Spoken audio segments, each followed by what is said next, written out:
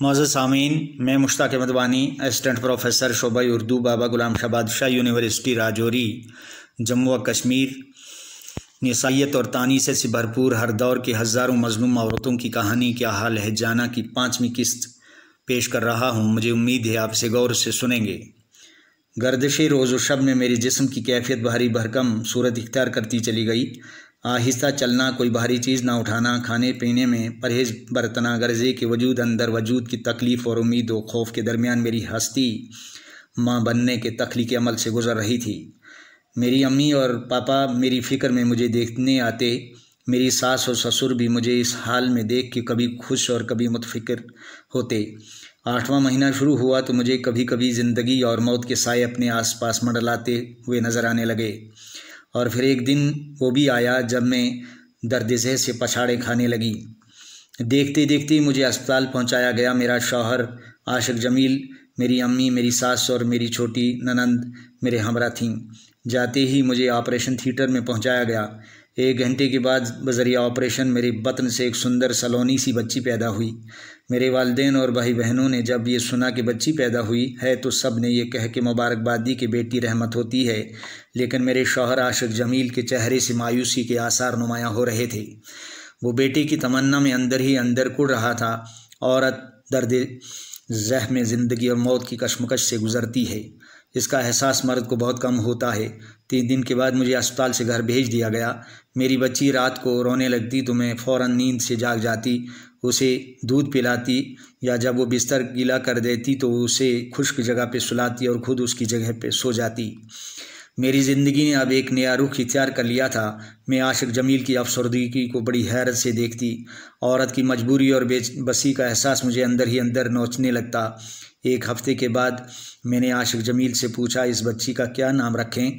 उसने बड़ी बेतवज्जी से जवाब दिया, अपनी मर्ज़ी का नाम रख दो। मैंने कहा, आप इसके बाप हैं, आप जो नाम तजवीज़ करेंगे मैं वही रखूँगी। उसने लम्हा भर सोचने के बाद कहा, इसका नाम राफिया जान रखो।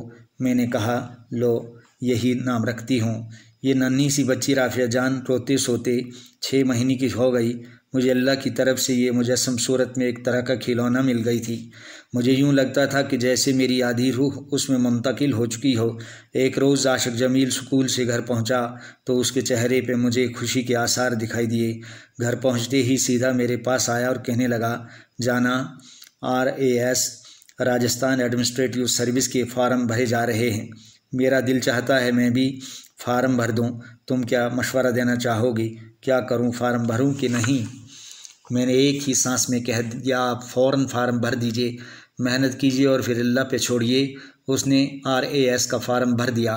जयपुर के एक मारूफ कोचिंग सेंटर में कोचिंग लेने लगा। पूरे 1 साल 3 महीने तक उसने कोचिंग ली। उसने पहला इम्तिहान दिया तो उसमें कामयाब हो गया। इसी दौरान आशिक जमील से छोटी बहन और भाई की शादी आ गई। वो उसमें मसरूफ़ हो गया। अब घर में देवरानी आ गई। जहनों में अपने और पराये के दायरे आहिस्ता आहिस्ता फैलने लगे।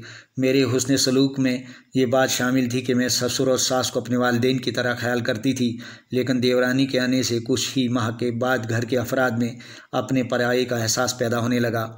RAS का पहला इम्तिहान पास करने के बाद आशिक जमील का हौसला बढ़ा। उसने दूसरे इम्तिहान के लिए दिन रात मेहनत करना शुरू की। मैं एक वफ़ादार बीवी, पाकदामन खातून और सलीकाशार औरत की तरह उसका साथ निभाती रही। मेरी भी ये तड़प थी कि मेरा शौहर, मेरे दिल का चैन आशिक जमील एक बहुत बड़ा इंतज़ामी ऑफिसर बन जाए। 3 माह के बाद जब आशिक जमील ने RAS का दूसरा इम्तिहान दिया तो उसमें भी पास हो गया। खुशी के जोश में वो मेरे करीब आकर बोला, जाना, मैंने RAS के दोनों इम्तिहान पास कर दिए। अब आखिरी मरहला ज़बानी इम्तिहान का है। मैंने बड़े एतमाद के साथ कहा, देखिए, हमारे घर में जब से बेटी पैदा हुई है तब से आपकी कामयाबी के दरवाज़े खुलने शुरू हो गए हैं। उसने मोहब्बत भरी नज़रों से अपनी खाबिदा बच्ची राफिया जान की तरफ देखा, फिर मेरे करीब आकर बोला, जाना, काश मैं ज़बानी इम्तिहान में भी कामयाब हो जाता। मैंने कहा, आप ज़बानी इम्तिहान की तैयारी में लग जाइए, मुझे उम्मीद है अल्लाह के फजल व करम से आप कामयाब हो जाएंगे। 3 माह गुजर जाने के बाद उसका ज़बानी इम्तिहान हुआ। घर पहुंचकर उसके चेहरे से इत्मीनान और तसल्ली के आसार ज़ाहिर हो रहे थे। कोई 1.5 माह के बाद जब राजस्थान पब्लिक सर्विस कमीशन ने RAS में कामयाब उम्मीदवारों की सिलेक्शन लिस्ट निकाली तो आशिक जमील का नाम भी उसमें शामिल था। लिस्ट देखने के बाद आशिक आशिक जमील खुशी के जोश में उछल पड़ा। हमारे पूरे घर, खानदान और रिश्तेदारी में खुशी की एक लहर सी दौड़ गई। चारों तरफ से मुबारकबादी के फ़ोन आने शुरू हुए। उसके दिल का कबूतर खुशी से चहक रहा था। फ़ौरन मेरे पास आकर बोला, जाना, आज मेरी ज़िंदगी में खुशी का ये दूसरा बड़ा दिन है। एक वो दिन था जिस दिन मेरी तुमसे शादी हुई थी, और एक ये दिन है कि मैं RAS की सिलेक्शन लिस्ट में आ गया हूँ। मैंने कहा, देखिए, अब आपको इस बात का यकीन आ ही गया होगा कि बेटी रहमत होती है। मैंने अपनी गोद में ली दूध पीती बेटी की तरफ इशारा करते हुए कहा। आशिक जमील बहुत हद तक मेरी बात पर मुतमईन हो गया। एक मामूली मिडिल स्कूल का टीचर देखते देखते एक बहुत बड़े ओहदे पर फाइज हो गया। मेरी हैरत और खुशी की कोई इंतहा ना रही। मुझे अम्मी की वो बात याद आ गई जब उन्होंने मेरे रिश्ते की ज़िद के मौके पर मुझे इन अल्फाज में तंबीह की थी, तेरा दिमाग ख़राब हो गया है। कहाँ डॉक्टर और कहाँ मिडिल स्कूल टीचर। मैं दिल ही दिल में सोचने और हंसने की गुदगुदाहट से महसूस करने लगी कि आज अम्मी अपनी उस बात पे पशेमा हो रही होंगी कि उनका दामाद मिडिल स्कूल का टीचर ना रहते हुए एक बहुत बड़ा ऑफिसर बन गया। स्कूल एजुकेशन महकमे से फारग होने के बाद आशिक जमील ने 3 महीने का रिफ्रेशर कोर्स किया और उसके बाद उसने आर्डर के मुताबिक डिस्ट्रिक्ट खजाना ऑफिसर की पोस्ट पे ज्वाइन किया। अब उसके आसपास चपरासी और बाबू किस्म के लोग मंडलाने लगे।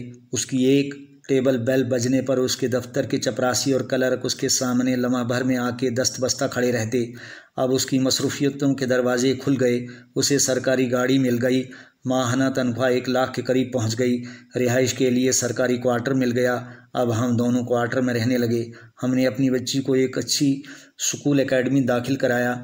3 महीने साल गुजरते गए तो मैंने महसूस किया कि मेरे शौहर आशिक जमील के दिल में मेरे लिए वो पहली सी मोहब्बत नहीं रही।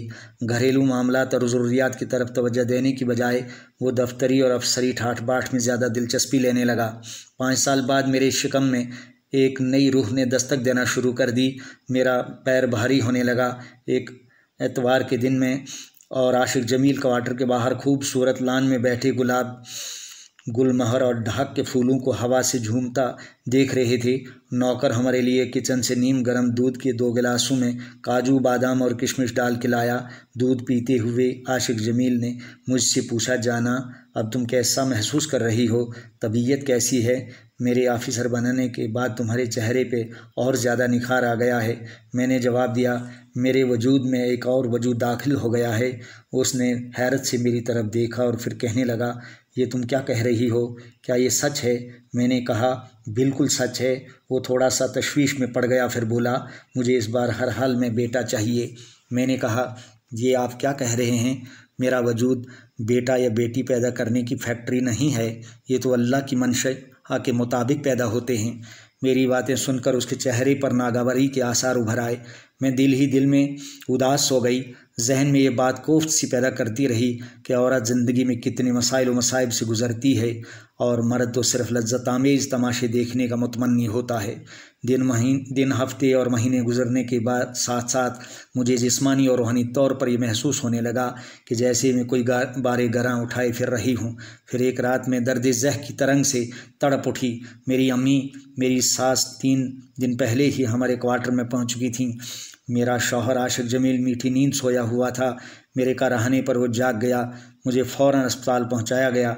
डॉक्टर ने मुझे इंजेक्शन लगाया तो मुझे थोड़ा सा आराम मिला।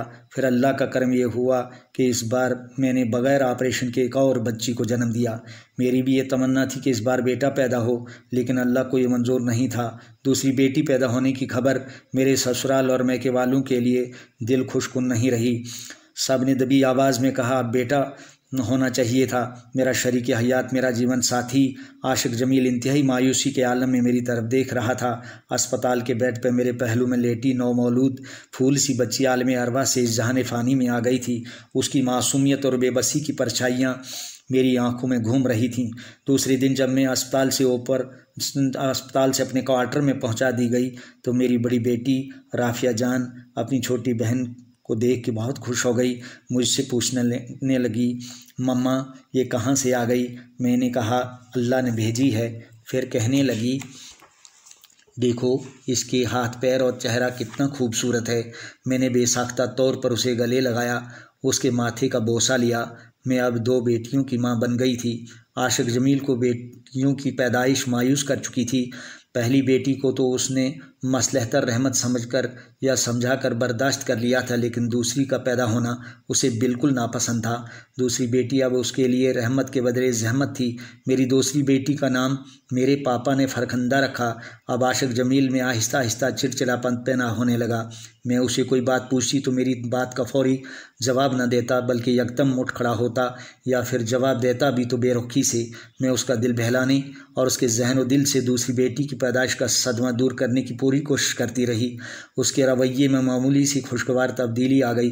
अब वो मुझसे कभी कभी हंस के बातें करने लगा और लफ्ज़ जाना कहकर मुझे अपने पास बुलाने लगा। 6 महीने की बच्चा देखभाल छुट्टी हासिल करने के बाद मैंने ड्यूटी पे ज्वाइन किया। घर में नौकरानी मेरी ड्यूटी से लौटने तक बच्चियों की देखभाल और सफाई सुथराई करती। वो औरत बहुत ज़्यादा टूट जाती है जो मुलाजमत और घरेलू मामलात पर ख़ुसूसी तवज्जो देती है। मेरी दूसरी बेटी की पैदाइश को 3 साल और 2 माह हो गए थे कि एक रोज़ आशिक जमील बड़े आशिकाना मिजाज के साथ मेरे करीब आ गया और कहने लगा, जाना एक चांस और देख लेते हैं। मुझे बेटे की तमन्ना चैन से नहीं रहने दे रही है। मैंने कहा, बेटियां रहमत होती हैं, बेहतर यह है कि हम इन 2 बेटियों पर इत्तफाक कर लें और इनकी बेहतर तालीम और तरबियत पर ख़ास ध्यान दें। आशिक जमील ने नहीं माना। उसने कहा, मैं एक चांस और देखना चाहता हूँ। फिर मैं मजबूरन आशिक जमील के इसरार पर एक और चांस देखने पर आमादा हो गई, लेकिन ये एहसास पूरे यकीन के साथ मेरी रग रग में उतर चुका था कि अल्लाह जो चाहता है वही होता है। हमारे चाहने या ना चाहने से कुछ नहीं होता है।